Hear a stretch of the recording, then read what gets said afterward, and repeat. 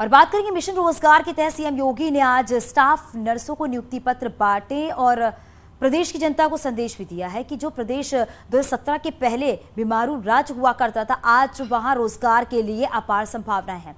हम यूपी में रोजगार से जुड़े हर पहलू की जांच करेंगे, लेकिन सबसे पहले आप ये जान लीजिए कि सीएम ने यूपी में रोजगार के लिए क्या क्या कदम उठाए हैं। अब आपको एक एक करके बताते हैं कि रोजगार के लिए सीएम ने क्या कदम उठाए हैं। सरकारी विभाग में बहाली की गई है, संविदा के तहत नौकरियां भी दी गई हैं। योगी सरकार की तरफ से एमएसएमई के तहत रोजगार दिया गया है, स्वयं सहायता समूह से भी रोजगार दिया गया है। तो वहीं निवेश से रोजगार के जो अवसर है वो भी आगे बढ़े हैं।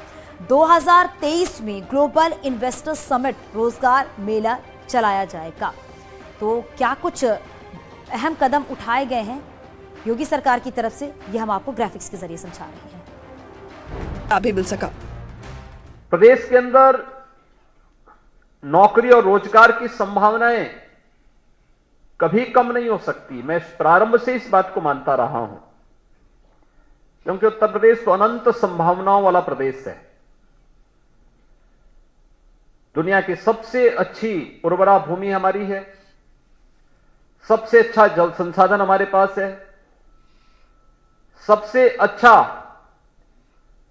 सूक्ष्म लघु मध्यम उद्यम से जुड़े हुए उद्योग उत्तर प्रदेश के अंदर मौजूद हैं। तो फिर हमारा नौजवान पलायन क्यों करेगा। सीएम योगी आदित्यनाथ ने मिशन रोजगार के तहत आज यूपी लोकसभा आयोग की तरफ से चयनित 1354 स्टाफ नर्स को नियुक्ति पत्र बांटे। सीएम ने कहा कि हमारे पास क्षमता थी, मगर उसे तकनीक से जोड़ा नहीं गया, लेकिन अब हालात बदल रही है, युवाओं को रोजगार मिल रहा है।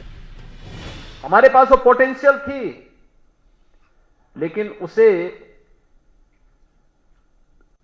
सामने लाने, समय के अनुरूप ढालने, उसे तकनीक के साथ जोड़ने का ईमानदारी पूर्वक प्रयास नहीं हो पाया था। 2017 से पहले यूपी बीमारू राज्यों की श्रेणी में आता था, लेकिन योगी सरकार 2.0 के 8 महीने में ही बीजेपी सरकार ने जो कहा वो करके दिखाया के मुद्दे पर तेजी से काम कर रही है। चाहे रोजगार की बात हो या फिर पलायन की समस्या, हर क्षेत्र में बेहतर काम हो रहा। मुख्यमंत्री योगी आदित्यनाथ ने दूसरे कार्यकाल से पहले लोक कल्याण संकल्प पत्र में जो संकल्प लिए थे, सरकार ने 8 महीने में ही उन्हें एक एक कर पूरा करने पर फोकस रखा। एक बीमारू राज्य माना जाता था, यानी यहां मनुष्य ही बीमार नहीं था, प्रदेश स्वयं ही बीमार था। आज मुझे बताते हुए प्रसन्नता है कि वही उत्तर प्रदेश आज देश की दूसरी बड़ी अर्थव्यवस्था के रूप में अपने आप को स्थापित करने की ओर तेजी के साथ अग्रसर हुआ है। ये सामूहिकता है, टीम भाव है। जब 25 करोड़ की आबादी का उत्तर प्रदेश बोलता है, एक साथ चलता है, एक साथ निर्णय लेता है, तो उसके परिणाम भी उसी रूप में हम सबके सामने देखने को मिलते हैं।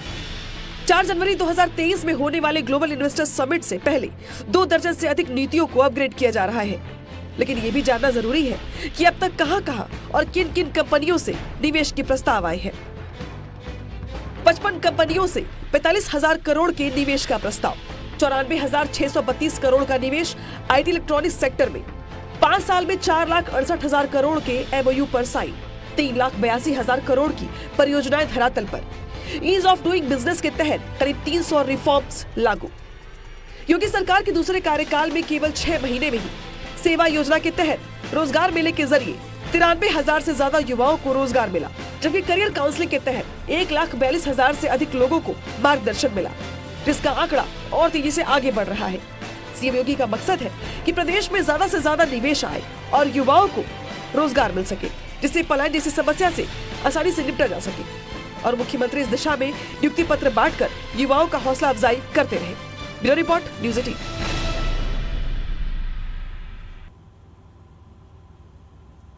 तो देखा आपने कि योगी सरकार किस तरीके से अहम कदम उठा रही है। रोजगार को आगे बढ़ावा देने के लिए हर एक कदम उठाया जा रहा, ताकि जो रोजगार के मार्ग है वो आगे प्रशस्त हो सके, क्योंकि रोजगार का मुद्दा हमेशा से उठता ही आया। इसमें देखिए हमारे सहयोगी संकेत की एक रिपोर्ट। के तहत मुख्यमंत्री योगी आदित्यनाथ लगातार युवाओं को रोजगार उपलब्ध करा रहे हैं।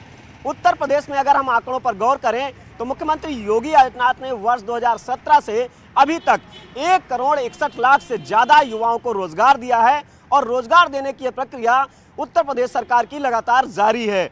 और अगर हम बात करें, मुख्यमंत्री योगी आदित्यनाथ ने आज सीधे मंच से यह कहा कि उत्तर प्रदेश जहां बीमारू राज्य पहले हुआ करता था, अब देश की दूसरे नंबर की अर्थव्यवस्था है।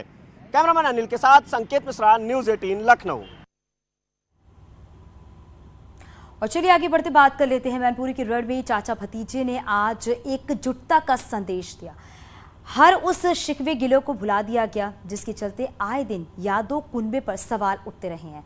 अखिलेश यादव ने कहा कि चाचा भतीजे में अब दूरी नहीं है, राजनीतिक दुनिया खत्म हो गई है। और इस पे आपको एक रिपोर्ट दिखाता है।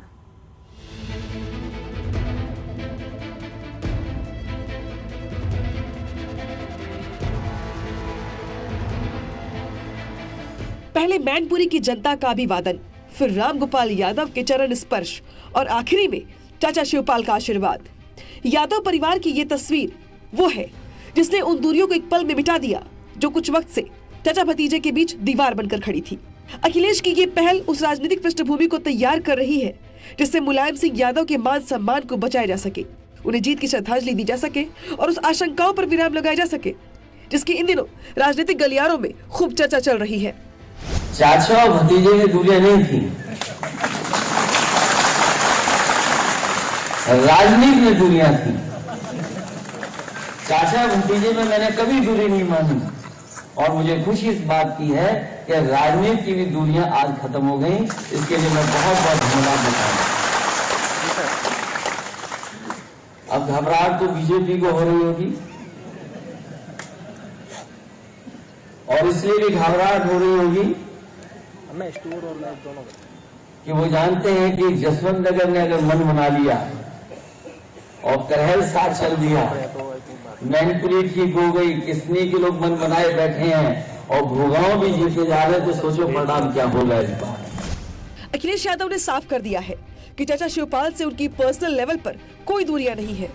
अगर उन दोनों के बीच कुछ था तो वो है राजनीतिक दूरियां, जिसे आज मिटा दिया गया।